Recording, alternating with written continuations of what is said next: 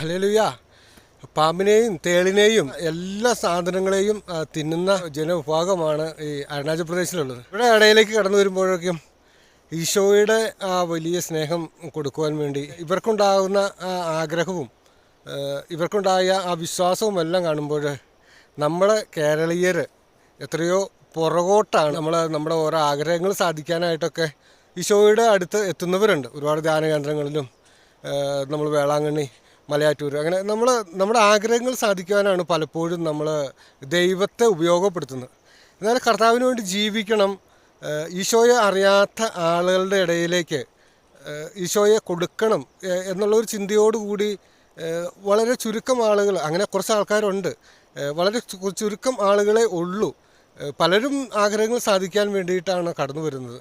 നമുക്ക് ഈശോയെ അറിയാത്ത അനേകം ആളുകളുടെ ഇടയിൽ അനേകം ആളുകൾ ഇന്ത്യയിൽ തന്നെയുണ്ട്.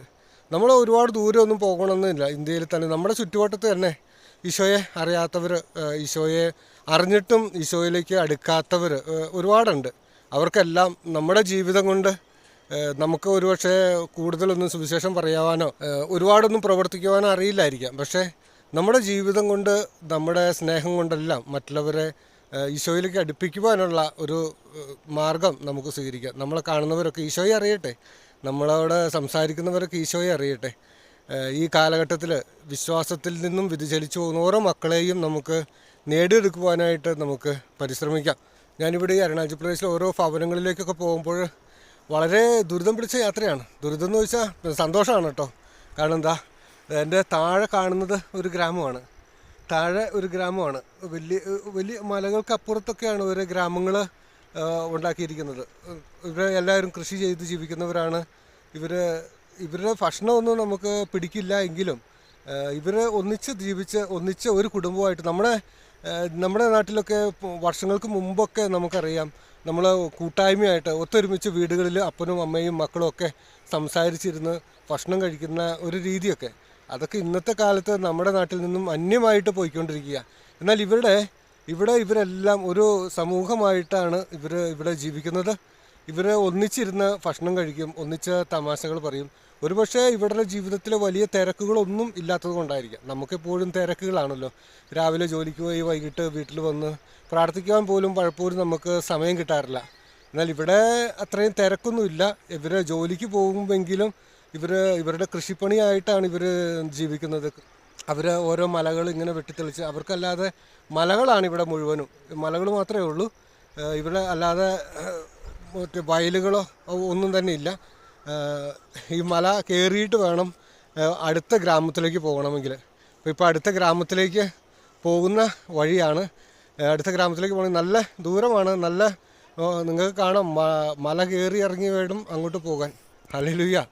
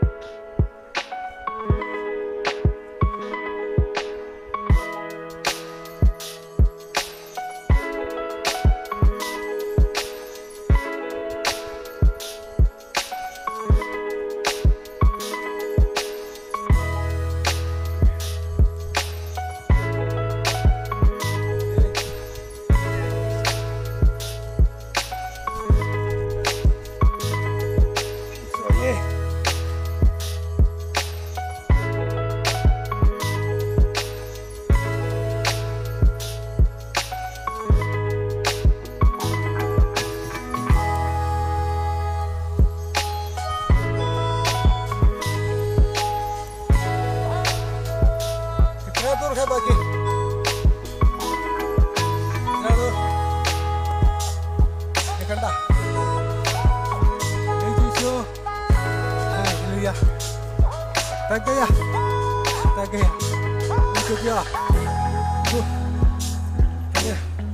जितना ऊंचा है उतना दूर है। ഹല്ലേലൂയ. ഓ, ഈ മലയൊക്കെ കയറി വരുമ്പോഴത്തേനും മടുത്തു. പക്ഷേ നല്ല രസമുള്ള യാത്രയാണ്. ഈശോയ്ക്ക് വേണ്ടിയിട്ട് ത്യാഗം സഹിക്കുമ്പോൾ ഈശോ के प्यार के कारण है, हमारे इच्छा से नहीं है भैया, यीशु के प्यार का कारण।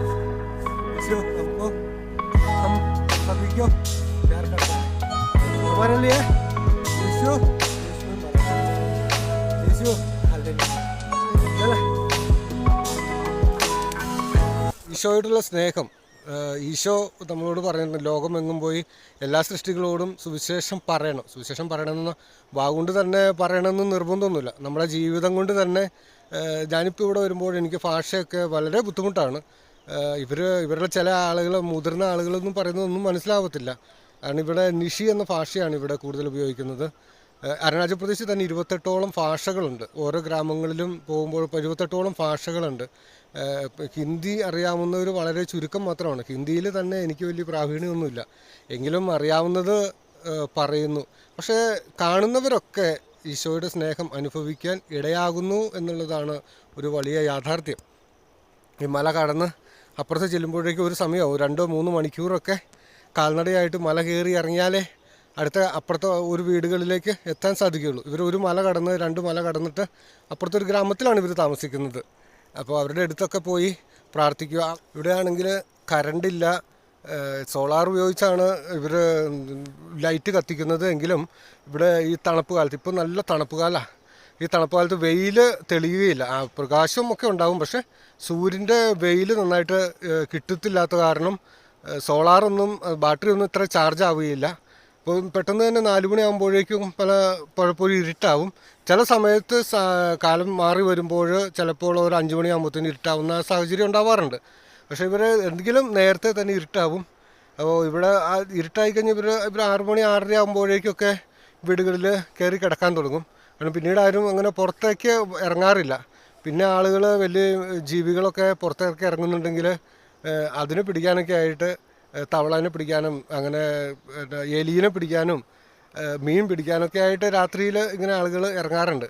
അതല്ലാതെ വീടുകളിൽ നിന്ന് ആരും പുറത്ത് ഇറങ്ങാറില്ല. കാരണം നല്ല തണുപ്പും ഇരുട്ടും, ലൈറ്റില്ലാതെ ഒന്നും ഇവിടുന്ന് പോകാൻ ഭയങ്കര ബുദ്ധിമുട്ടാണ്. പിന്നെ ഈ മലകളൊക്കെ കയറി ഇറങ്ങിയിട്ട് വേണം ഓരോ സ്ഥലത്തേക്ക് പോകാൻ വേണ്ടിയിട്ട്.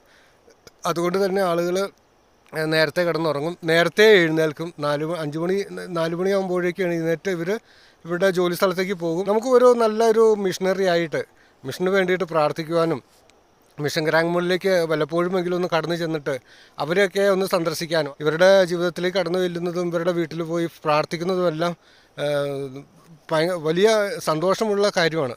അങ്ങനെ നമുക്ക് കൂട്ടായ്മയായിട്ടൊക്കെ ഇങ്ങനെ ഗ്രാമങ്ങളിലൊക്കെ സന്ദർശിച്ചുകൊണ്ട് ഇവരുടെ അടുത്ത് പോയി പ്രാർത്ഥിക്കുവാനൊക്കെ സമയം കിട്ടുകയാണെങ്കിൽ അങ്ങനെയൊക്കെ നമ്മുടെ ജീവിതത്തിൽ തന്നെ ഒരുപാട് മാറ്റങ്ങളുണ്ടാവും. ഇങ്ങനെയുള്ള ഗ്രാമങ്ങളൊക്കെ കാണുക എന്നുള്ളത് തന്നെ പലർക്കും ബുദ്ധിമുട്ടുള്ള കാര്യമാണ്. നമുക്ക് സാഹചര്യമില്ല എന്നുള്ളതല്ല, നമുക്ക് സമയം കിട്ടാറില്ല എന്നുള്ളതാണ്. സമയം നമ്മൾ ചിലവഴിക്കാറില്ല.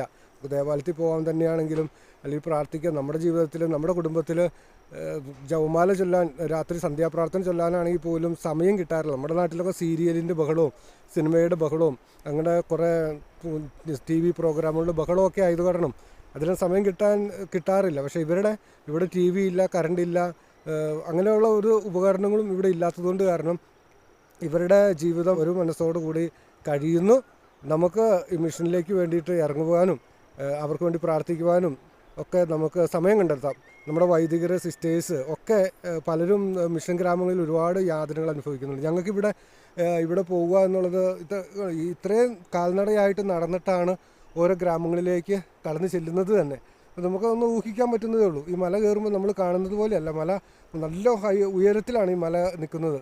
നമ്മൾ ഒറ്റനോട്ടത്തിൽ നോക്കുമ്പോൾ പരന്ന കിടക്കുന്നതെങ്കിലും തോന്നുമെങ്കിലും നമ്മൾ ഇങ്ങനെ മല കയറുമ്പോഴേക്കും നമ്മൾ മടുത്തു പോകും. കാലിൻ്റെ മുട്ടൊക്കെ വേദന എടുക്കും. അങ്ങനെ ചിലപ്പോൾ ചില സ്ഥലത്തൊക്കെ തെന്നി വീഴാറുണ്ട്. അങ്ങനെ പല ബുദ്ധിമുട്ടുകളും ഉണ്ട്. പിന്നെ ഇവിടെ ചെറിയ ചെറിയ പ്രാണികളുണ്ട്. ഇത് വന്ന് കടിച്ചു കഴിഞ്ഞാൽ ചൊറിച്ചിലാണ്, കുറേ നേരത്തേക്ക് ചൊറിച്ചിലുണ്ടാവും. അങ്ങനെയുള്ള ബുദ്ധിമുട്ടുകളൊക്കെ ഉണ്ട്.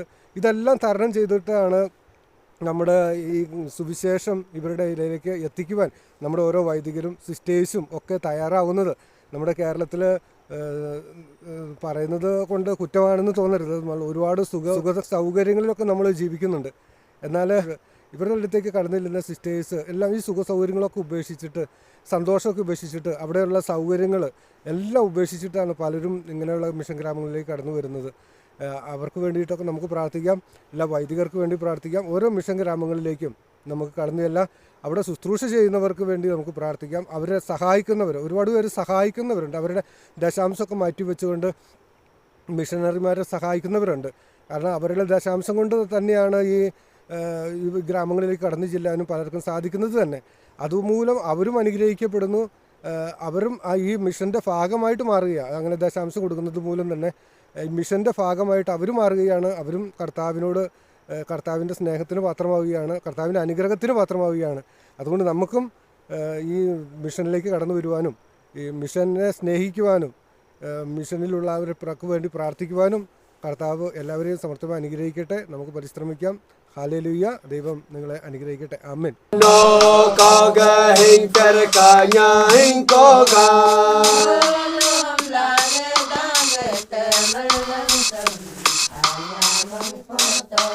No kaga hinter kanya hinkoga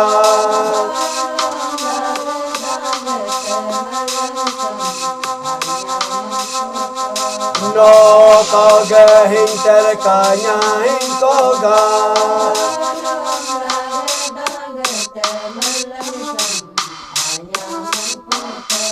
No kaga hinter kanya hinkoga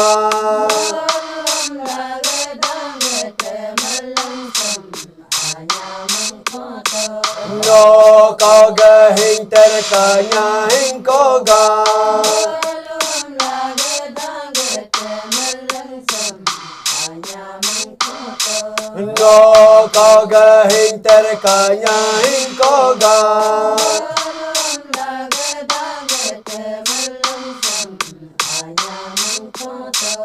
No kaga hinter kanya hinkoga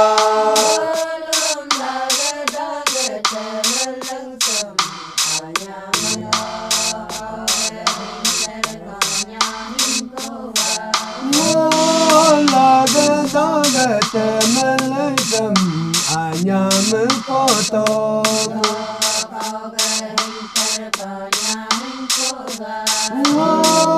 Laga daga temelesem anyam poto